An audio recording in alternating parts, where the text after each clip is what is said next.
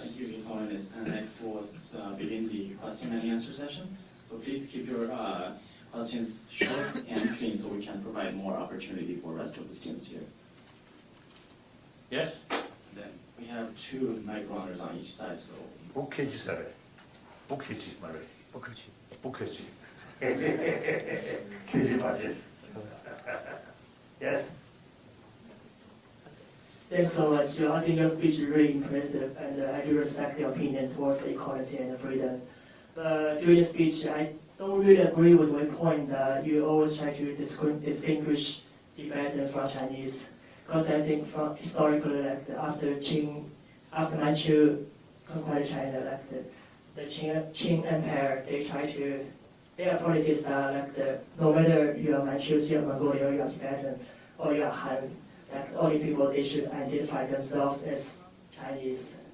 So do you think is it proper to distinguish Tibetan from Chinese? And also like I think. Yeah. Oh, sorry. Sorry, but I have another question. Like because at the Qing dynasty at that time, like the Tibetan, you joined the central authority. That time you are kind of ruling classes, and you also mentioned that after 1949, you were still in power as the 副委员长, right? No. No. Oh, okay, sorry about that. Wrong information. Wrong information. I'm sorry about that. I'm still alive. So fortunately. But, no, I mean. So the enthronement, me, Yeah. not by Chinese delegation.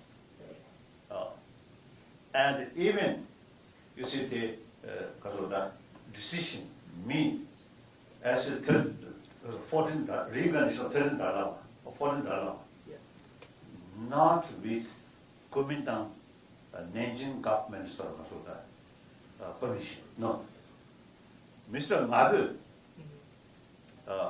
who signed the 7-point agreement and whole his life remained high sort of position in the government of People's of China. I think in 1980, Mabu has signed 89. 87. Yes. One time, when he came to Lhasa, one sort of official meeting, he made correction.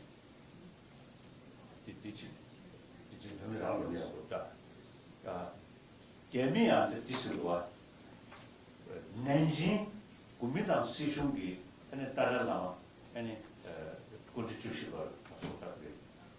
chosen research. Pershungi Nishu research.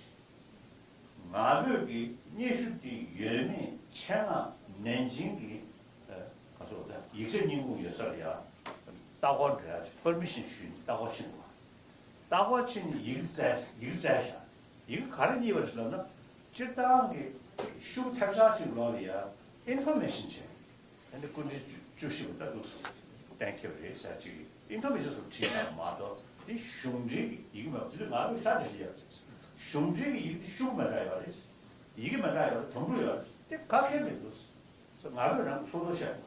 So this is a Tibetan official, Ngapu, who remained a high official within the People's Republic of China. And in 1987, during one of his visits to Tibet, he in fact made a very important clarification, because he said while he was in China, he also heard this idea that the recognition of the 14th Dalai Lama was done on the basis of applications made by the Tibetan government to the Nanjing Kuomintang government on the expressed permission of the government. And so he asked permission to do a research among the archives of that period. And then what he found was basically an informal letter informing the Nanjing government of this fact. And it was done on an ordinary paper, and Ngabu said he knew in those days official documentation needed seals, and they were generally written on a different kind of paper. So Ngabu wanted to make that historical fact quite clear. Then also, you see, Ngabu, you see, in that sort of same sort of the session, he mentioned the ceremony, 14th Dalai Lama enthronement. The Chinese sources say that under the 우종신 Under the supervision. under the supervision, Wu Zhuxin. Then Nabi refused that. Nabi mentioned he himself, as a young lay official, he participated in that. You see, there is no such sort of custom.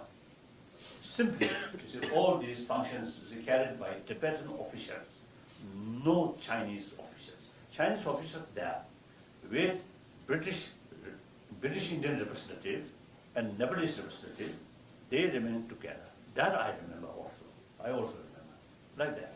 So in any way, now I think some Chinese document say China's Tibet. However, everywhere where I go, people or newspapers or people always say Dalai Lama of Tibet. No one says Dalai Lama of China. Do you think that's due to our brainwash? You? No. In India, wherever I go, they always say Tibet, Tibet. No one says China. The very border, Indian border, previously the border mark, right? Border mark say Indo-Tibetan border. That's a fact. And then more important, 1955, when I returning, speaking to Hassa, by the way, Shingen, we stopped few days there. Then one day, we just touring the Shingen city's ancient wall. On the wall, we just relax about sunset. Relax. Then I think the Fusendang, Fusendang, I think Shanxi Fusendang, or I think Xigang Fusendang, can receive me. Xingyan. Did you Xigang 제가 가면 마찬가 디 만내는 중에 딱 다섯 개 더. 시간 되고. I think Fusina. I know his face still very clear.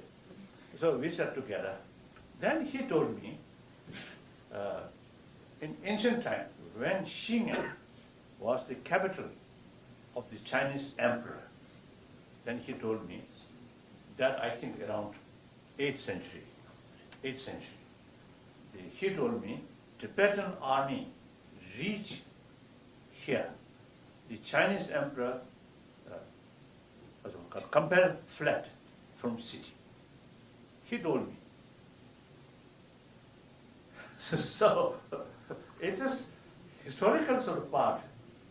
There are, I think, three versions: a Chinese version, a Tibetan version, and some Western scholars' version.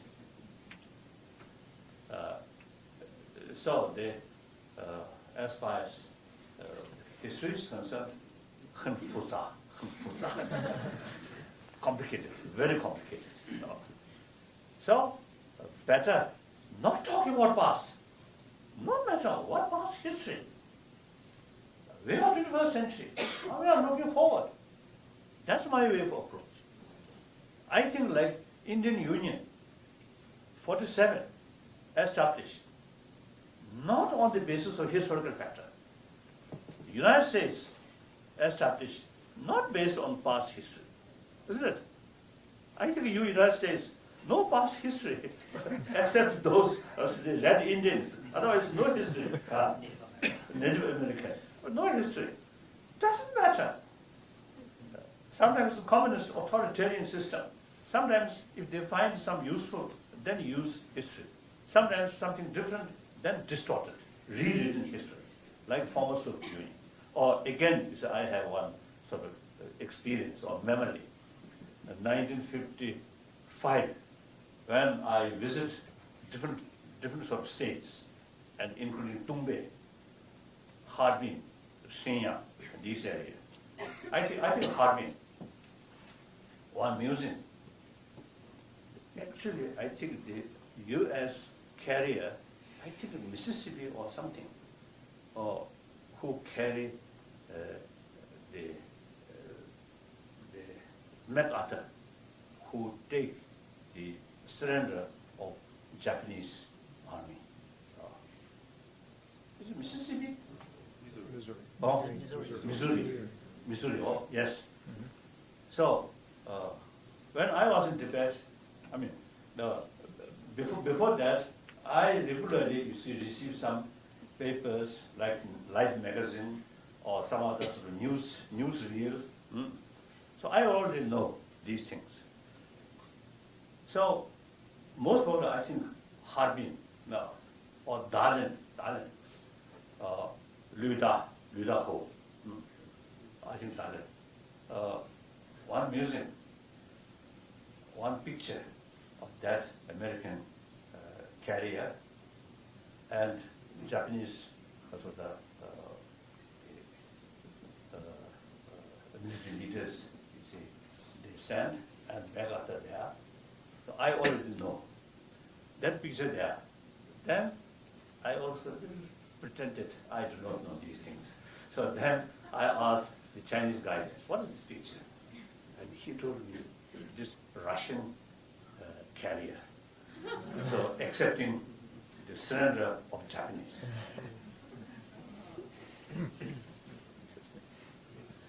I didn't say no. I just like that. So you see, quite pity. The totalitarian system, they really consider propaganda is something very forceful instrument. Nowadays, you see other sort of ways to get information, so not much sort of meaningful. In the past, you see, they really manipulate propaganda information. So they really done something. And soon after the Soviet Union collapsed, another occasion I visited the Soviet Union. Then one my friend told me, now in Russia, no proper history book for study, because the past, the publication during Soviet Union is much distorted, so not reliable. So new history book not yet developed. So no history book study in many schools. So Chinese case also is a communist such sort of propaganda. I think another sort of my argument with him, with you, say during Cultural Revolution, all propaganda say great achievement. Then soon after Cultural Revolution end, then the propaganda say, oh, there are a lot of achievement. Meantime, some distractions. Then later, oh, 11届三中全会的时候，就是对文革的这个反思。 the Cultural Revolution only destruction. So same source, Communist parties sort of propaganda. Different time, they see different vision, according to their own sort of political sort of view, like that. So don't rely those officials of the version about past history. It's dangerous.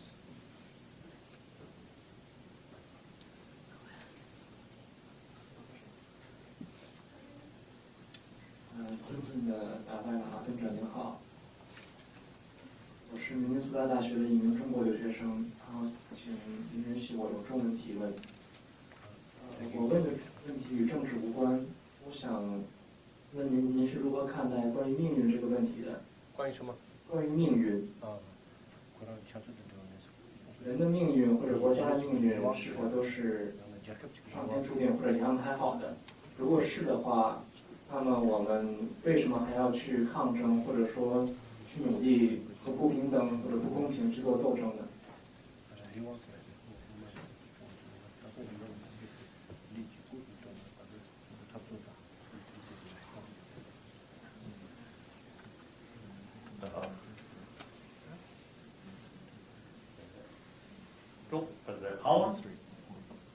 你听得懂英文吗？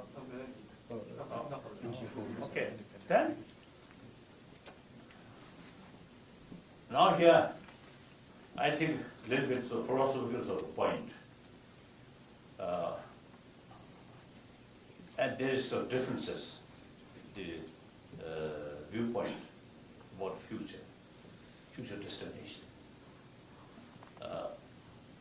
Now, as far as Buddhism is concerned, or rather, I think some ancient Indian sort of thinking, the law of causality, law of karma. That means law of causality. So karma means action. So future destination ultimately depends on present our action. So certain destination due to past sort of mistake action, but we can change that with sort of better education, more sort of wider visions, understanding. Then we can create new action. We start new action. You see, that will change the previous action sort of process.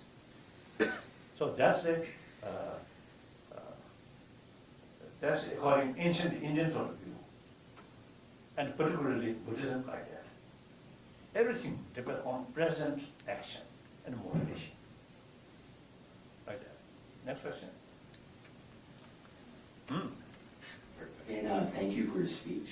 And we're aware that recently some tragic events happened in Tibet, and several Tibetan monks and burned themselves. I'm very sorry about this. So I want to ask that, in your opinion, do you think that no matter what ideals you're fighting for, is it wrong or too cruel that you have to sacrifice lives of human beings to do this? This is not only Tibetan case. In China also it happened, below the fact. 曾经在1966年的时候，在山西的法门寺有一位主持，他为了保护当时的文物，也是进行了自焚。所以呢，当时的红卫兵没有把山西的这个法门寺的佛的这个舍利被摧毁。During Cultural Revolution, one sort of important sort of monastery, some red guard is to come to destroy. So the abbot of that monastery burned himself. So that dramatic action, you see, saved, you see, that temple like that. And then, I think everybody knows, in Czechoslovakia also, and Vienna, several cases. So it's the people who daily facing desperate situation, and meantime do not want to kill other. Then this kind of actions is happening. So now important is, soon after I heard that, some people asked me about that, and then I told, and till recently, I repeat. So now time comes. Of course, that event is really terrible, very sad. But now we must investigate thoroughly what is the causes of that. These monks of Tibetan, or lay person and immature, nuns also. So these are not drunk, not mad, not personal some tragedy, but it's a certain purpose. So therefore, now time comes. The Chinese leaders must carry thorough investigation. What is the causes? So that's important. And then about my own opinion, that I do not think this is something very sensitive political sort of point. So therefore, I already retired. So I do not want to make comment on these things like that. So I really like your opening address about If we are looking at the Earth from the universe, we can see that there's no boundary, and your attitude on the improvement of the public welfare. And therefore, I really want to focus on the question of public welfare and actually public health. So as we know, Asian traditional medicine is actually pretty famous, and famous for its herbal medicine and mindfulness, which is also emphasized by the Tibetan tradition. And I want to ask you about your attitude on the traditional Chinese herbal medicine usage in America and possibly in the world, as well as traditional Asian medical skill that is incorporated with mindfulness skill. Because I know that in Tibet, the mindfulness is actually pretty much emphasized by that. What's mindful? What does it mean? Mindfulness, mindfulness. Mindfulness. Like meditation.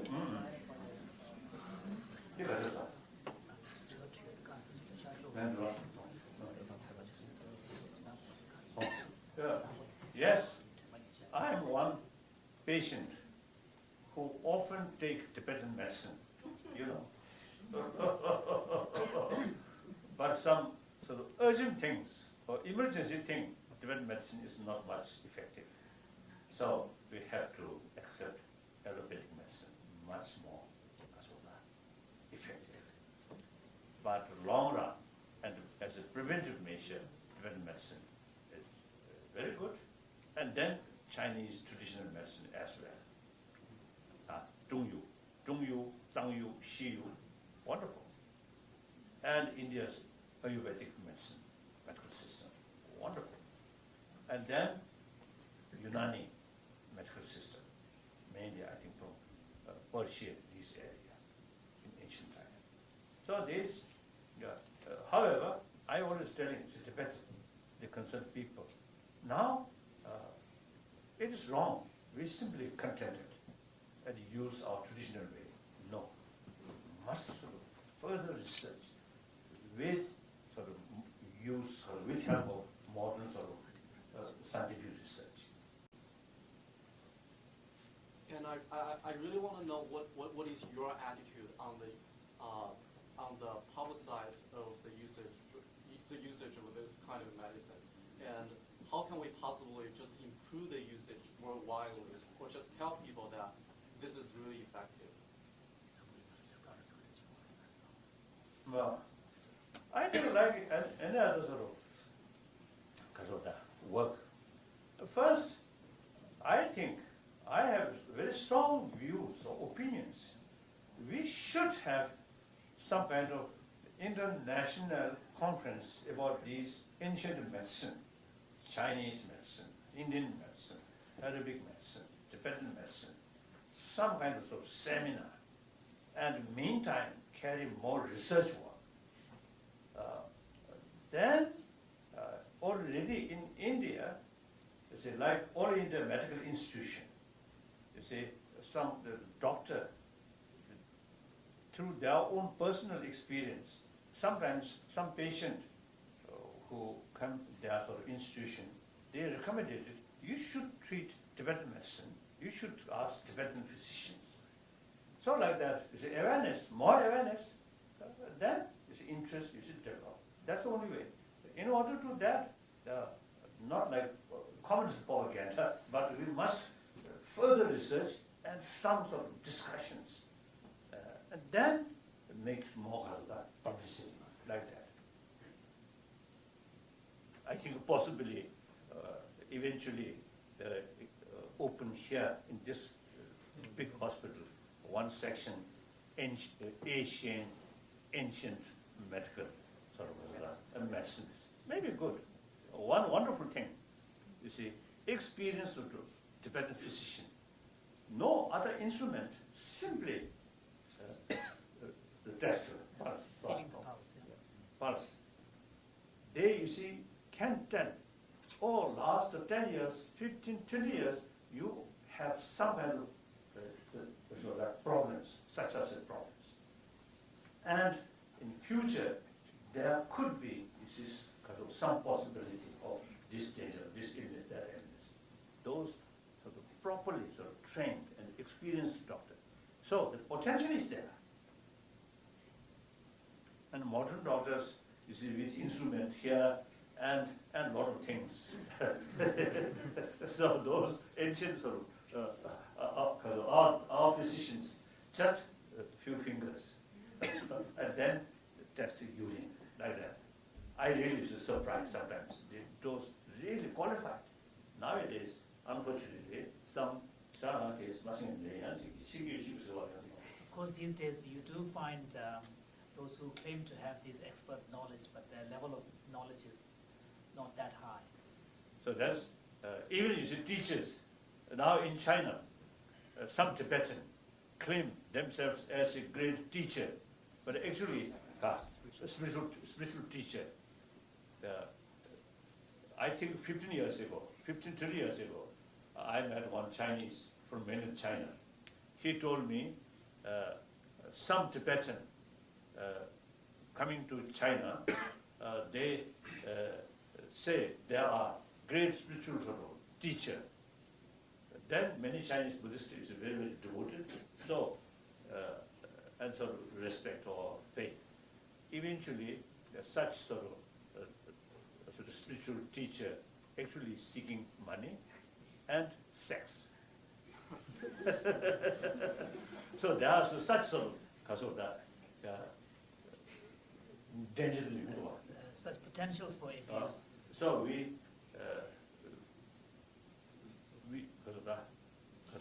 need really genuine, qualified people.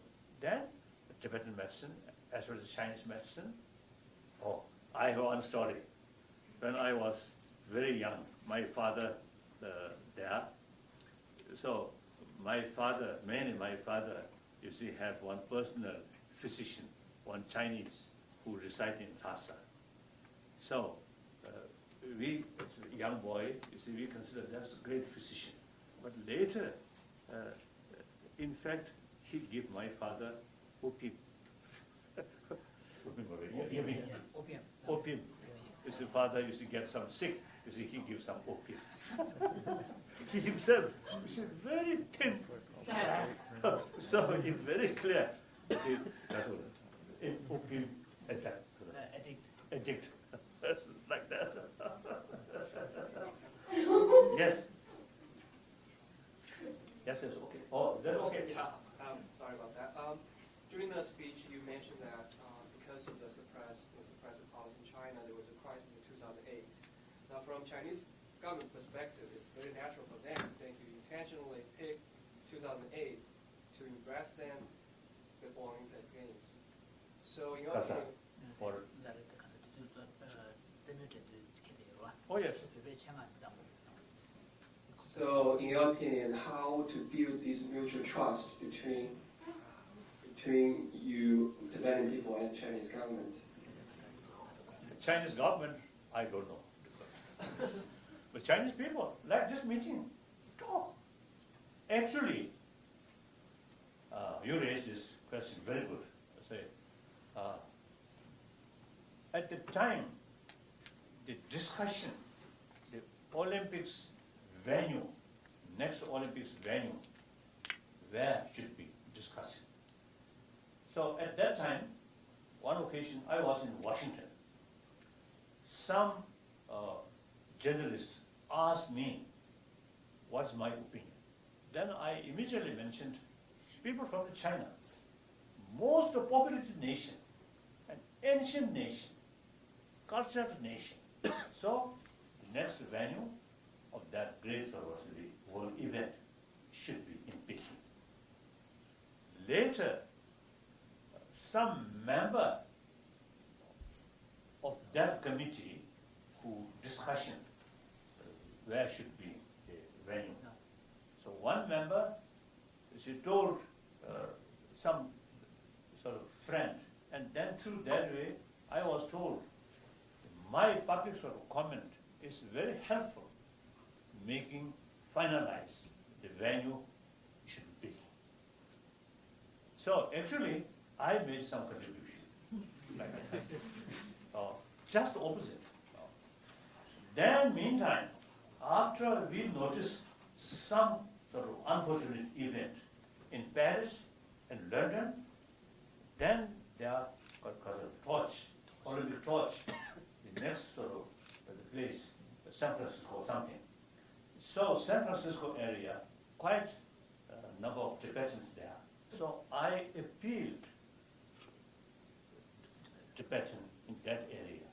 Please don't disturb, you see, that sort of event. And then before that, I also say appeal, generally, you see, Tibetan, the Olympic game,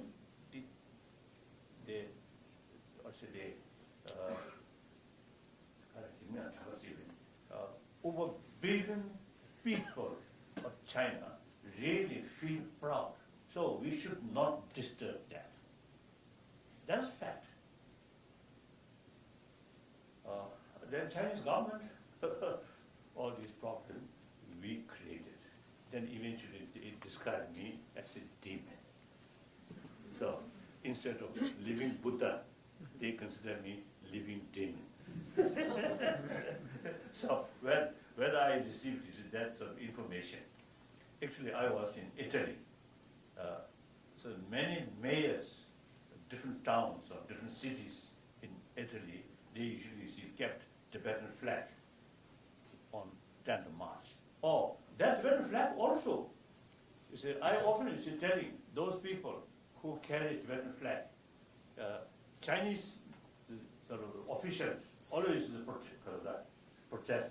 And also inside Tibet, whenever they saw, they see that flag is something spiritist movement. Actually, some occasion I expressed those people who kept that flag. I told them, actually, this flag is, of course, Tibetan use.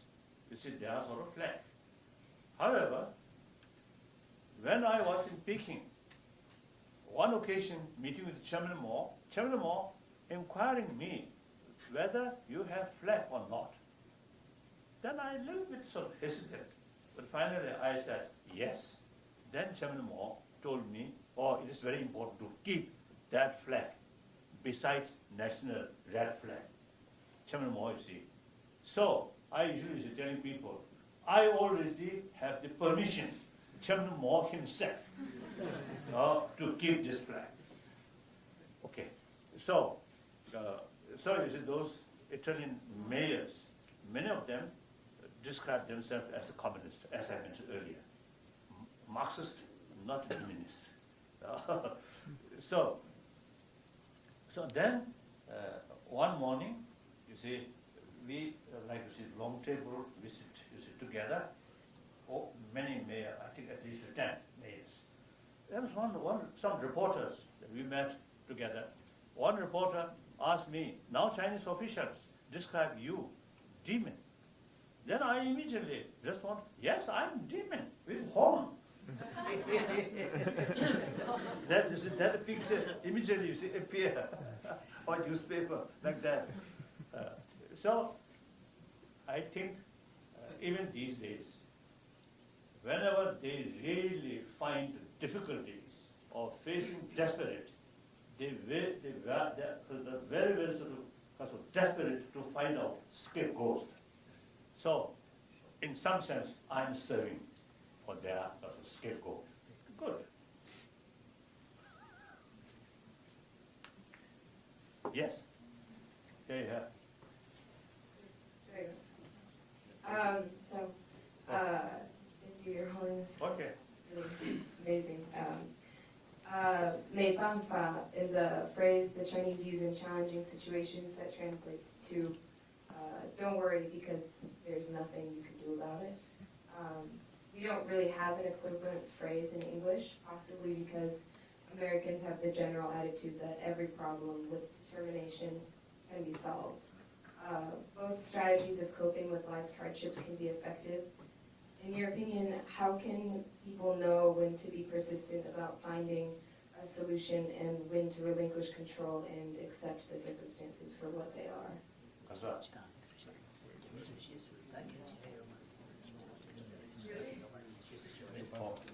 Really?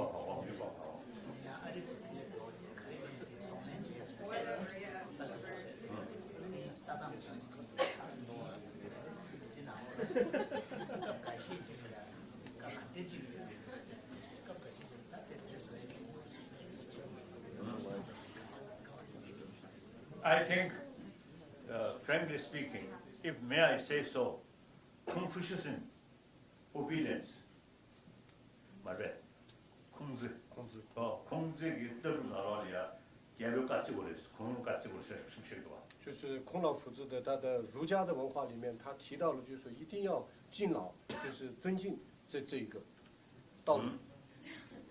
So if you see, you really believe that, practice that, then some order come from there, then 没有办法。Except you see, that's what follow that. America, I think firstly, the revolt, British rule. British rule. So,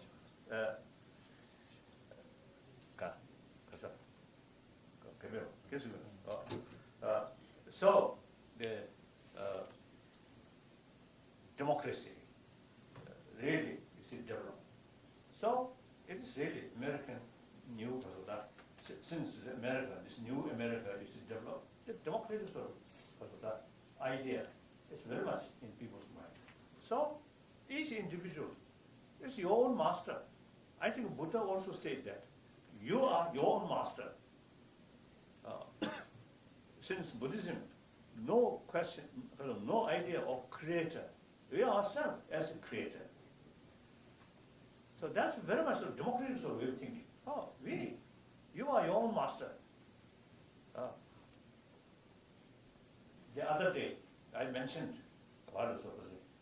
San Diego, I think, San Diego, one sort of question, one questioner asked me. So I told him, yes, future is open.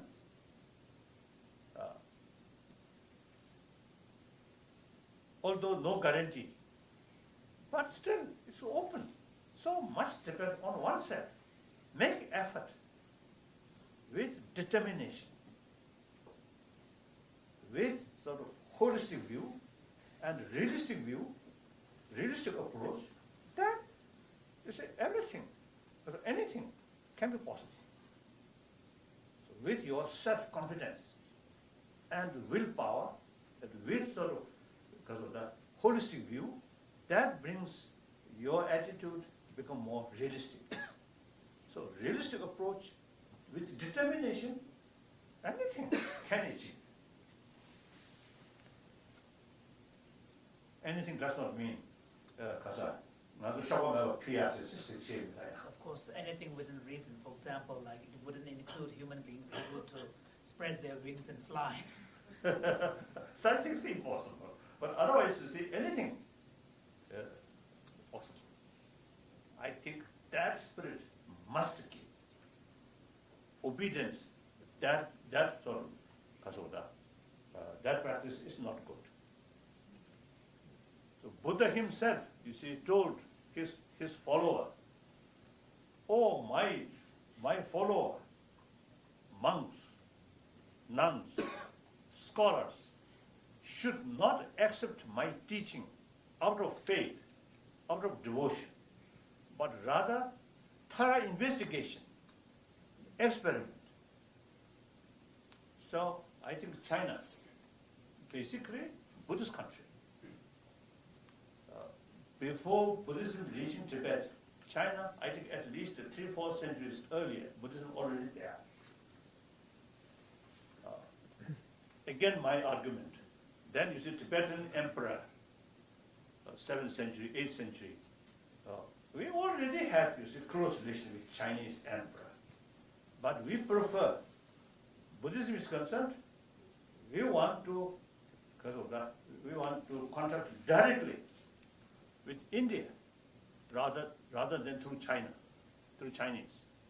So, the 8th century Tibetan emperor invited one of the top sort of philosopher, or thinker, or logician of Nalanda institution. His name, Shandarakshita. Invited to Tibet, and then he introduced Buddha Dharma directly from Indian thinkers, Indian masters. So that also independent mind, little bit independent, independent mind, right? Like that. So you see, we have to look. All these things is very objective. Should not look which is according to your own sort of wish. I want this should be. No, not that. Last question? Hi. Thank you. Oh, now, yeah. In front, you. Yes, you. Thank you, Your Holiness. Well, in your speech, you mentioned that it's pretty unthinkable to think people like Jiang Zemin, the former president of China, to be put into prison. But recently, Wu Xilai, who is the party secretary of Chongqing province, also a descendant of a central, the old red generation, was under investigation and put into prison. So do you think that's a good sign for the upcoming public reform of China? Last few years, Wen Zhaobao expressing China need political reform. And some cases, he even stated China need Western style of democracy. Usually, communist leader always reject Western style of democracy not fit to Asia. It is a lie. India, over 60 years, democracy deeply rooted. And look, Japan, after Second World War, democracy deeply now established. In any way, Wen Zhaobao used to mention that. Then more serious, after Remin Debo Dahui Kehui, the usual sort of official press meeting, once more he mentioned China needs political reform. And also he warned, unless you take political reform, there is danger returning of cultural revolution, he mentioned. Then next day, Wu Xilai is dismissed. So seems to see there is, I think, among the top leaders, you see, I think we know since several years, you see, among the top leaders, you see, one group more liberal thinking, one group hardliner. So now, recent event shows the liberal sort of thinking group seems to see upper hand. So that's good. So hopeful sign. But still, the totalitarian system, not like Burma,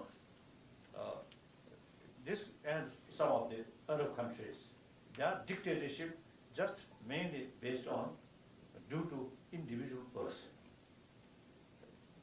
The communist China case, like former Soviet Union, the dictatorship institutionalized. So, institutionalized. The constitution itself, you see, actually, we can say, almost you see, the constitution of communism, a communist party. And the legal system, also you see, controlled by communist party. Everything, you see, controlled by party. So even army, Jiafangjun, Vida de Jiafangjun, actually, actually, you see, Jiafangjun of Communist Party, not People's Republic of China.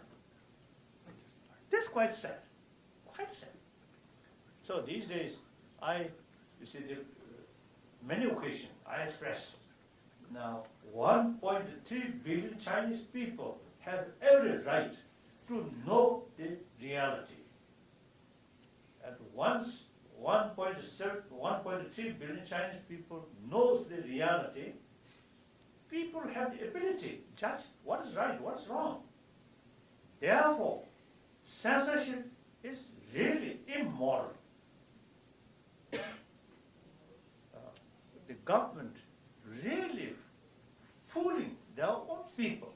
Of course, censorship, you see, cannot carry outside world, only within China. So So actually fooling their own people. Then the Chinese judiciary system must reach international standard of judiciary system. That's very, very essential. Very essential.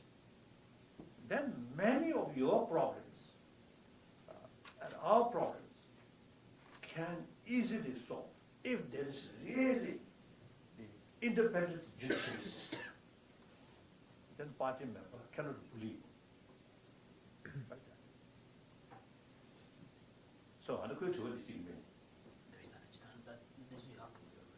so therefore, judging these, and then seems, I think, Wan Zhaobo also is mentioned, transparent. He also is mentioned, it is important, it is necessary, transparency. So these are hopeful signs. Hopeful signs. But still, as I mentioned earlier, too early to say definite.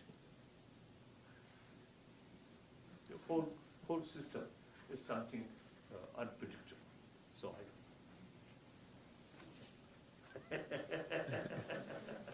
Thank you very much. I already have a lot of experience, as I mentioned earlier. Around 1950, 51, a lot of fear. 1954, 55, full of confidence. Then 57, 58, a lot of anxiety. And then finally escaped, like that. So, and then while we exiled, early 80, when Huyaman, there, really hopeful sign, really hopeful, is if his sort of thinking carry successfully, I think the Tibetan issue already solved. So, so again, it's a very hopeful sort of period, quite exciting. Actually, when Hu Yanpang became party secretary, I sent a letter, congratulations, like that. So then, 87, 가사디, 버스 다쇼 장사, 버스 가사, 다 사과, 이신 사과 있어요.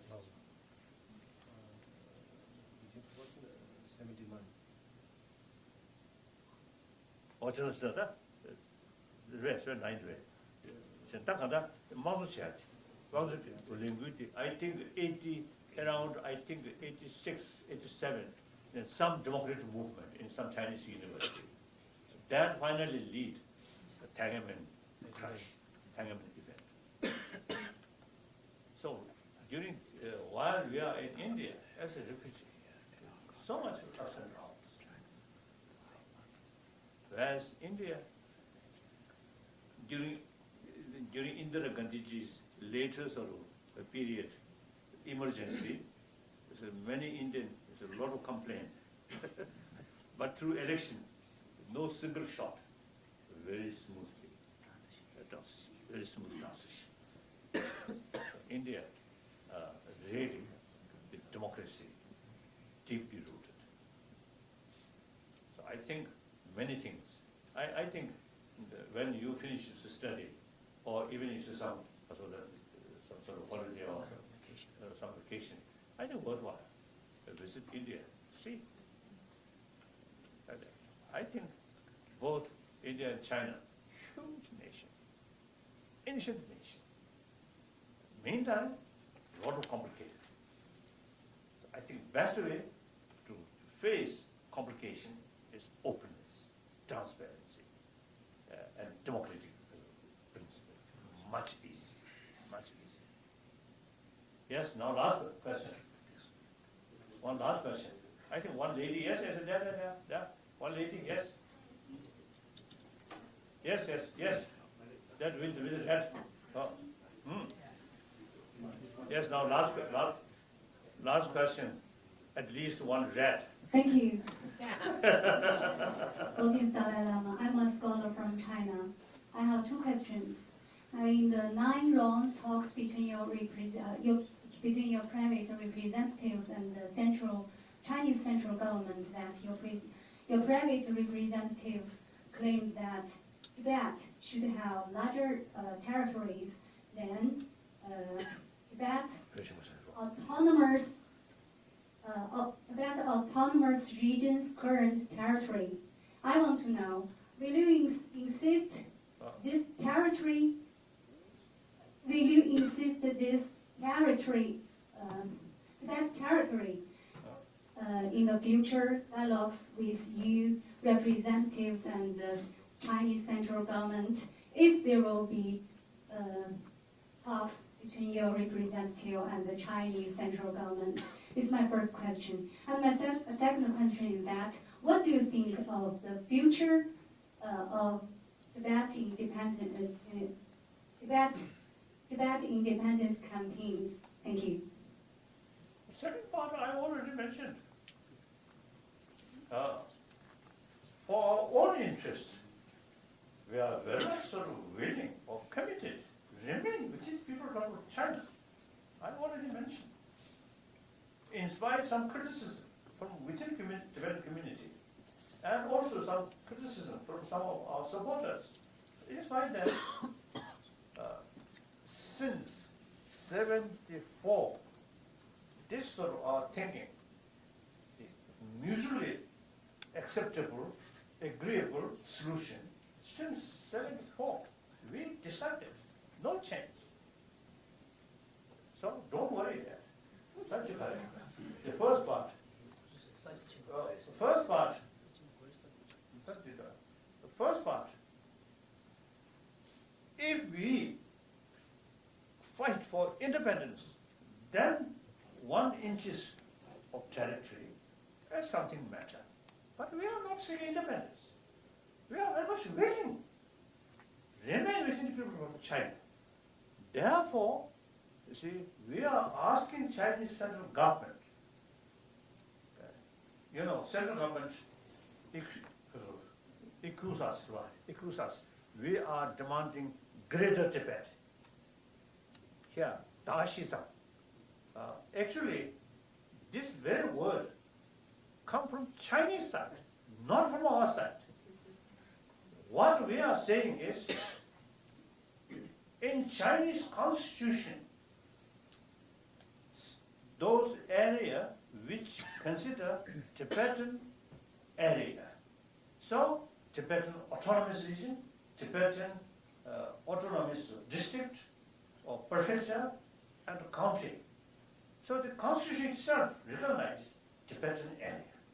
So what we are saying is, those Tibetan area which constitution recognizes should have same right regarding preservation of our own language, our own culture.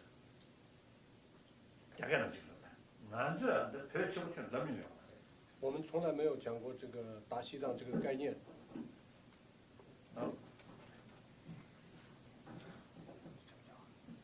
前年在你们那里呀，让用种、让用区、让用还有县省那些的，让用区域、让用民族的这个地点，让用他当基本处，这是。我们的诉求呢，就是说，在中华人民共和国宪法里面明文规定的自治区、自治州和自治县，这个自治州、自治县，这个自治区的自治州、自治县的所有的保护西藏的文化以及所有的权利需要平等的获得。Clear. Thank you again, His Holiness. Next, we have a Chinese student from Carlton College. Her name is Yang Shanna, and she will deliver a short thank you word for His Holiness. 大家下午好，我叫杨珊娜。我很荣幸能今天有如此宝贵的机会，能见到达赖喇嘛尊者，并且在这里发言。首先，我想感谢达赖喇嘛尊者的出席和您尊者为了增进全人类友好和谐所做出的努力。另外，我还要感谢和我一起的中美学生代表，有了你们的帮助，才有了今天这个成功的会见。夹起两国文化交流的桥梁，是我们年轻人的责任而我们首先应该具有的就是一个开放的思路和包容的态度。我认为，如达赖喇嘛尊者所教导的，拥有同理心是新一代的最重要的责任。我们要跨越种族、文化、历史的隔阂，将心比心的对待彼此。人与人的相处是建立在互相尊敬的基础上。我们不只应该了解线下的各种摩擦和混乱，我们更需要有明确的目标和实际的行动。清晰稳重的沟通是达成这个目标最直接的方法，但在沟通的时候要记得，表达意见虽然重要，但听更重要。同理心和沟通是我们必须努力学习和了解的两件事。在此，我再代表在场的各位向达赖喇嘛尊者致最深的感谢和敬意。是。